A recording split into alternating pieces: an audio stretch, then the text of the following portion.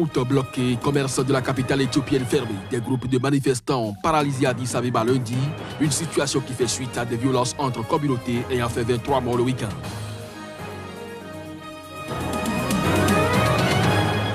Élèves et nouveaux étudiants togolais ont bénéficié de 3 jours d'information et d'orientation professionnelle à Lomé. L'initiative est celle des responsables des établissements catholiques du pays, nous dira Ferdinand Gade, notre correspondant sur place. Le Sénégal fait face actuellement à une pénurie de poissons. Dans les principaux marchés aux poissons de la capitale Dakar, les prix sont hors de portée et sur les étalages, on ne voit presque plus certaines espèces telles que les tiof.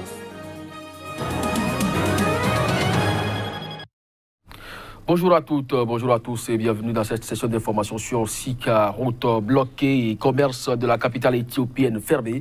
Des groupes de manifestants ont paralysé Addis Abeba lundi. Une situation qui fait suite à des violences entre communautés ayant fait 23 morts ce week-end en périphérie de la ville. Reportage.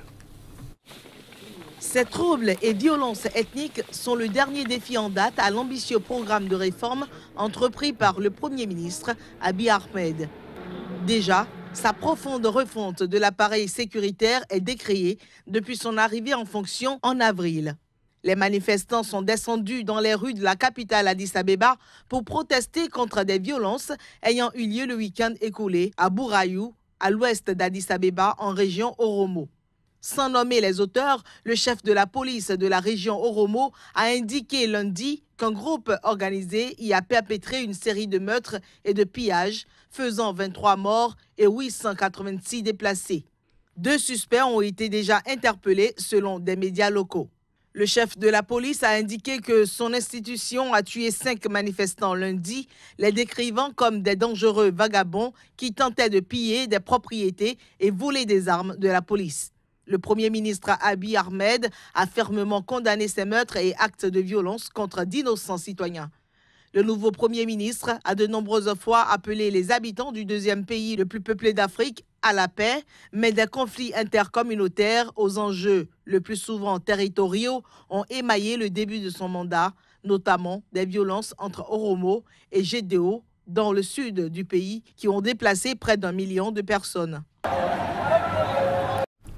Au Bénin, le président d'honneur du parti Foskori pour un Bénin émergent, l'ancien chef d'État Thomas Boliaï et le président du parti Restaurer l'Espoir, Candide Azanaï, veulent fumer le calumet de la paix. La nouvelle a été rendue publique dans la soirée de ce lundi à la faveur d'un point de presse initié par le comité de médiation et de réconciliation entre les deux personnalités. Plus de précisions avec l'un des membres du dit comité, Alassane Tigri, sur des propos recueillis par Joël Todi et Juste Dorissou. Nous vous avons invité afin de vous faire part du niveau d'avancement des négociations que nous menons depuis bientôt 1 an et demi pour rapprocher l'ancien président de la République, son Excellence Boni Yayi, le président d'honneur de Foskori pour un Bénin émergent et le président du parti Restaurer l'Espoir, l'ancien ministre, M. Candide Azanaï. Le peuple souhaite que l'intérêt supérieur de la nation soit priorisé en toutes circonstances. Aujourd'hui, de l'eau a coulé sous les ponts et notre pays est de nouveau à la croisée des chemins. Pour ceux qui ont mené les démarches, il est donc temps que les deux personnalités se rencontrent et prennent langue. Le comité note de part et d'autre et avec satisfaction des avancées notables, notamment l'obtention d'un accord de principe en vue d'une rencontre prochaine entre les deux personnalités. Le format, le lieu, le jour et le protocole concernant la concrétisation de cet agenda vous seront communiqués dans le courant de ce mois. Élèves et nouveaux étudiants togolais ont bénéficié de 3 jours d'information et d'orientation professionnelle à Lomé. L'initiative est de responsables des établissements catholiques du pays. Plusieurs établissements universitaires ont exposé à ce premier salon académique au collège Saint-Joseph de Lomé. Ferdinand Gade, notre correspondant sur place, nous fait vivre ici l'ambiance.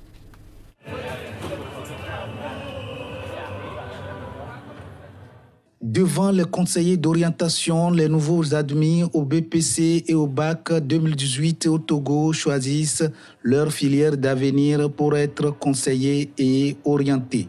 Je viens d'avoir mon bac 2 et puis je suis là pour m'orienter, pour savoir ce que je vais faire après, pour qu'on m'aide un peu. C'était bien. Il m'a d'abord demandé ce que je vais faire après. Et puis je lui ai dit, et il m'a donné des conseils, ce que je dois faire et ne pas faire, les attitudes à adopter pour que je réussisse bien. J'ai choisi de faire le droit. Je suis venue me faire orienter pour savoir quoi faire concrètement pour mon futur. Ce premier salon académique dédié au Conseil d'information et d'orientation professionnelle organisé à Lomé est l'initiative des responsables des établissements catholiques soutenus par l'État. Nous avons reçu les élèves qui ont reçu leur BPC et les nouveaux bacheliers. En dehors de ça, il y a aussi les élèves de la classe de 4e, 3e, même première, terminale, qui sont venus chercher des informations pour leur futur et aussi dans le choix de leur série et de leur filière. Et au-delà du choix de filières de formation, dans l'élaboration et la mise en œuvre de leurs projets de formation et leurs projets professionnels. Parce qu'à travers la formation, il va falloir qu'ils puissent envisager en même temps le métier ou bien la profession vers laquelle ils doivent aller plus tard à la fin de leur formation. Ce premier salon du Conseil d'information et d'orientation professionnelle qui s'est déroulé du 13 au 15 septembre 2018 a connu la participation de plusieurs établissements scolaires et universitaires du Togo et d'ailleurs. Au Sénégal, le poisson est à la base des traditions culinaires du pays. C'est surtout ce qu'il faut pour préparer le plat national, le riz au poisson. Le pays fait actuellement face à une pénurie de poissons. Dans les principaux marchés aux poissons de la capitale Dakar, les prix sont hors de portée. Pire, le poisson se fait rare sur les étalages. On ne voit presque plus certaines espèces telles que le tiof. Sur le petit quai de pêche de Ouakam, Babacar revient de la pêche.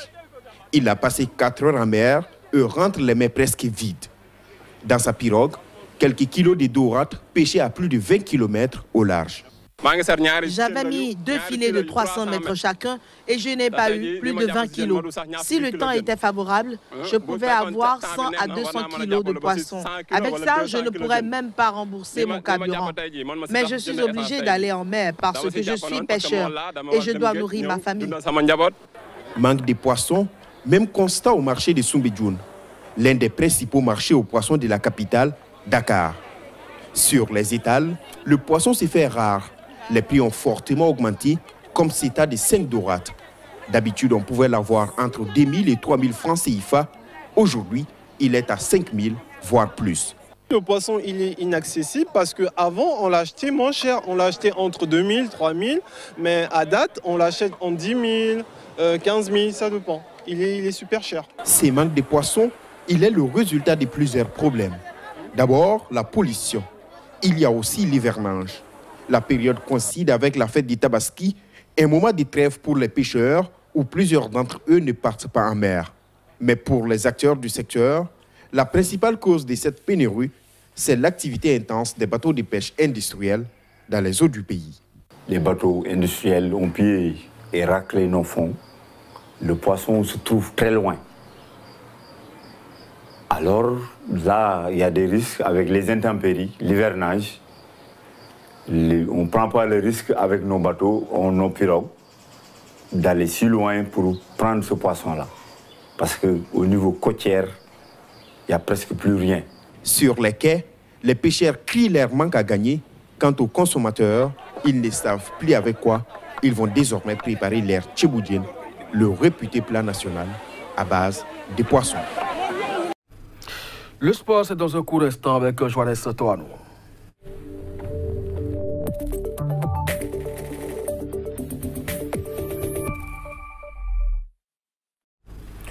En Europe, Johannes Toano, vous nous direz que la plus prestigieuse des coupes est de retour avec de grosses affiches en perspective. Tout à fait, Kodjovia Metonou, bonjour. Bonjour à tous les amis téléspectateurs. C'est bien évidemment le retour de la Champions League. Eh bien, en ouverture ce soir, à compter de 16h55 GMT, il faut dire que cette saison, il y aura des matchs très tôt, en début d'après-midi. Donc, c'est le FC Barcelone qui aura le privilège d'ouvrir donc cette saison de Champions League en recevant au Camp Nou le PSV Eindhoven. Autre match à la même heure, l'Inter Milan, club italien qui reçoit Tottenham, club anglais. Dans le groupe A, à 19h GMT, le club Bruges reçoit le Borussia Dortmund.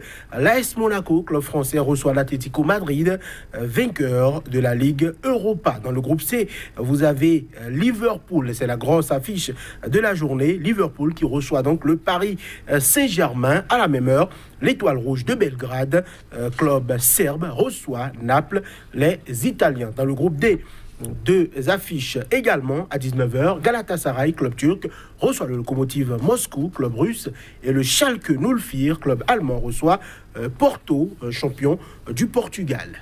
Merci donc à vous, Johannes Toano, pour ces détails. Et bien, les férus donc, de la Ligue des Champions sont donc situés. Alors, toujours en Espagne, cette fois, le président de la Ligue de football a un nouvel adversaire dans sa quête de délocalisation de la Liga aux États-Unis. Tout à fait, quand je viens maintenant, Javier Tebas, comme il est appelé, s'est trouvé donc un nouvel opposant dans sa quête d'expansion de Liga à l'étranger. Après cette mise à dos, on s'en souvient, on en a parlé ici, les clubs, le président a reçu cette fois-ci un avis défavorable du président de la Fédération internationale de football association, Gianni Infantino. Dans une note officielle de la FIFA, le patron dit « Je préférerais voir un grand match de MLS plutôt qu'un match de Liga là-bas.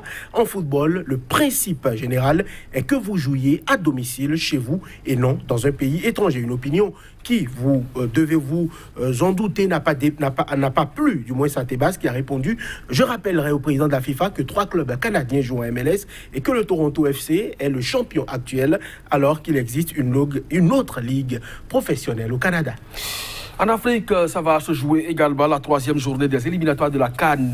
C'est pour bientôt. Le Bénin se prépare activement. Et là-dessus, le sélectionneur national Michel Desuyer a déjà un programme. Tout à fait. Michel Desuyer qui a confirmé qu'il y aura un regroupement déjà en France le 8 octobre prochain. Ensuite, descente en Algérie le 10 octobre, soit 2 jours avant le match aller Algérie-Bénin qui se jouera là-bas. Et puis, retour à Cotonou le 13 et 3 jours plus tard, soit le 16 octobre, eh ben, les écureuils du Bénin recevront l'Algérie, une équipe